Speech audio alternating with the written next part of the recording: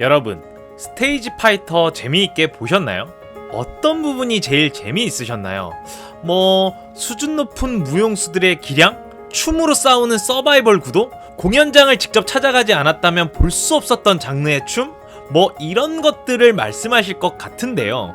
평생 무용을 한 저는 조금 달랐습니다.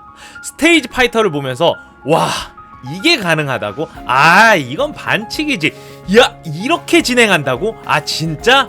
라는 생각이 들었습니다. 제가 왜 여러분들과 다른 이런 생각을 했는지 말씀을 드리자면, 일단 남자 무용수들이 너무 많이 모였다는 겁니다. 여러분들은 잘 모르시겠지만 남자 무용수들이 이렇게 많이 모인다는 게 그 자체만으로도 무용계에서는 정말 큰 하나의 사건입니다. 그 정도로 남자 무용수들이 많이 모이는 게 어려운 일인 거고요. 발레, 현대무용, 한국무용, 이 세 장르의 무용수들이 하나의 작품에 출연을 해서 춤을 추는 공연은 1년에 한 번 있을까 말까한 유니크한 공연이라는 겁니다. 제가 올해로 무용 24년 차인데 저도 거의 보지 못했어요. 이런 공연을 한 번인가 봤던 것 같아요. 심지어 이런 유니크한 공연을 단시간 안에 몰아서 볼 수 있었다는 건 스테이지 파이터가 정말 대박이다 라는 말씀을 드리고 싶은 거고요. 방금 말씀드린 이 내용을 제가 천천히 하나씩 설명드려 보겠습니다. 우선 남자 무용수들이 이렇게 많이 출연시킨 건 대박이면서 거의 반칙에 가깝습니다. 이게 무슨 말이냐면, 남자 무용수들이 무용 인구 비율의 9대1 정도 됩니다. 그러니까 여자가 9, 남자가 1 정도인데, 제가 대학을 다닐 때 일반적으로 무용과 인원이 한 40명이 있으면 남자는 1명, 그리고 여자는 39명, 이 정도였거든요. 지금은 그것보다 많이 나아졌다고는 하지만 여전히 무용을 하는 총 인원수에서 남자 무용수 자체가 너무 적습니다. 그래서 개인이 운영하는 단체 공연에서는 남자 무용수가 없이 공연을 하는 경우도 심심치 않게 볼 수 있다라는 거고요. 그런 남자 무용수들을 64명을 섭외했다는 것 자체가 정말 대단한 거고, 그 인원을 그렇게 많이 모은 것만 해도 큰 사건인데, 무용을 하는 남자들을 아무나 다 섭외해서 모은 게 아니라 정말 실력이 출중한 무용수들만으로 구성을 했다라는 겁니다. 거기다가 제가 봐도 대박인 정말 역대급 괴물 최호종이라는 무용수까지 등장을 한 겁니다. 그러니까 남자 무용수들이 춤을 추는 것 자체가 흔하지가 않고, 공연에서 남자 무용수 파트가 꽃이다 라는 이야기가 있을 정도로 남자 무용수들이 무대에서 뿜어내는 에너지는 정말 엄청난데요. 최정상급 남자 무용수들이 모여서 춤으로 경쟁을 시킨 겁니다. 이 정도면 제가 볼 때는 그냥 대놓고 반칙을 쓴 거 아니냐라는 생각이 들 정도고, 이런 비유가 맞을지 모르겠지만 동네 축구 하나? 라는 생각으로 구경을 갔는데 손흥민 선수가 출전하는 월드컵 본선 경기를 보는 느낌이다? 이런 표현이 생각날 정도다 라는 거고요. 그리고 무용 현장에서는 두 개의 장르 정도가 같이 공연을 하는 경우는 종종 있습니다.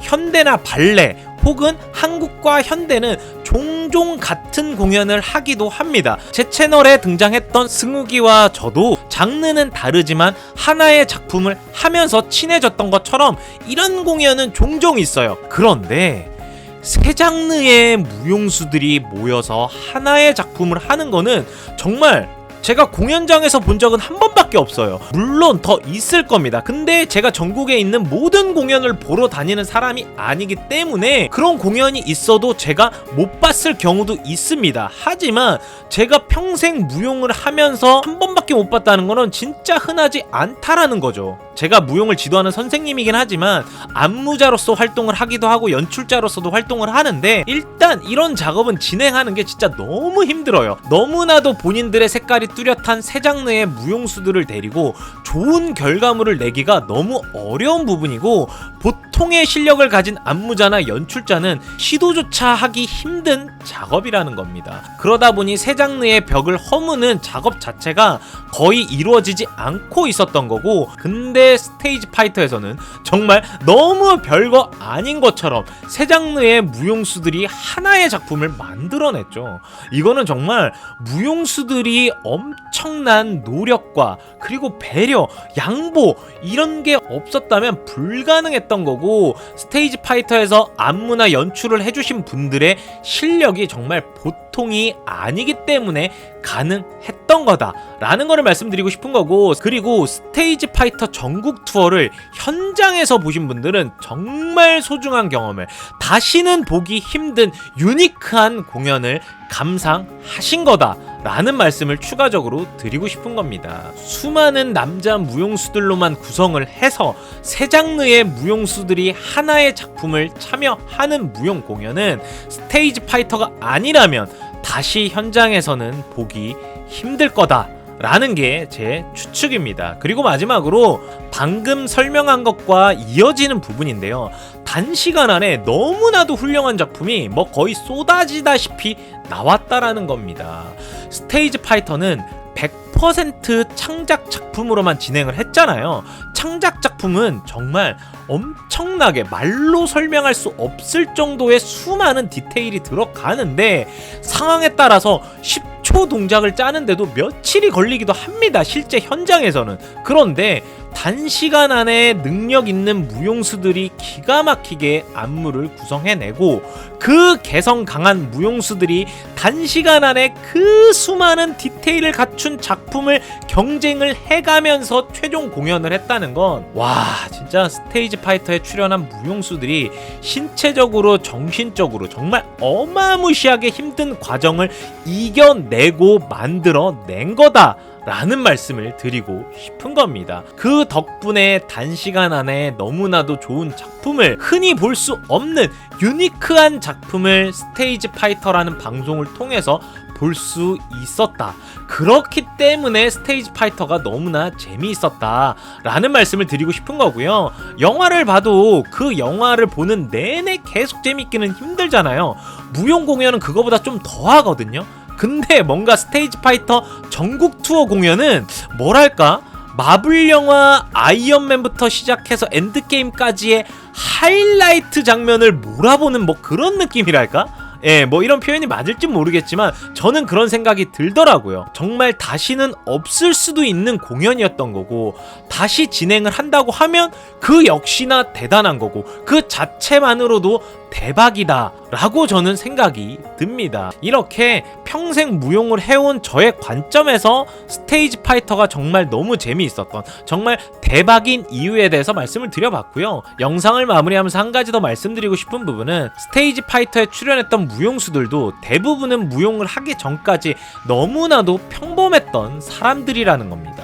어떻게 보면 노래보다, 연기보다 더 시작하기 쉬운 게 무용이라는 걸 말씀드리고 싶은 건데요. 노래는 어느 정도 타고나거나 정말 섬세한 교육이 필요하고요.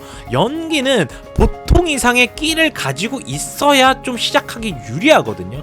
근데 무용은 내가 성격이 소심해도, 뚝딱이어도, 굉장히 뻣뻣해도 한 동작 한 동작 배우면 정말 누구나 할 수 있는 게 무용인데, 다들 무용이 너무 어렵게 생각하고 멀리 있다라고 생각하는 부분이 제가 너무 아쉬운 겁니다. 스테이지 파이터를 재미있게 보셨다면 이미 무용가라고 할 수 있는 거고, 시간이 된다면 꼭 한 번쯤은 스테이지 파이터 무용수들이 연습실에서 춤출 때 어떤 느낌인지 한 번쯤은, 스테이지 파이터가 재미있으셨다면 경험을 해보시면 좋을 것 같다 라는 말씀을 드리는 거고요. 그 과정이 절대 어렵지 않다 라는 거를 말하고 싶은 겁니다. 오늘 영상 여기까지고요. 제 영상이 재미있으셨거나 도움이 되셨다면 구독 그리고 알람 설정 부탁드리도록 하겠습니다. 그냥 하는 말이 아니라 구독을 해주시면 영상을 제작하는데 정말이지 엄청나게 큰 힘이 됩니다. 감사합니다.